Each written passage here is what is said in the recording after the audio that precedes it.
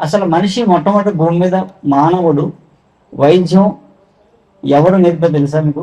వైద్యాన్ని ఎవరు నేర్పారు తెలుసా అంటే పశువులు పక్షులు నేర్పాయి. పశువులు పక్షులు వాటికి జబ్బు చేసినప్పుడు ఏం తింటున్నాయో చూసి మానవుడు పోయి మందుగా వాడడం మొదలెట్టాడు.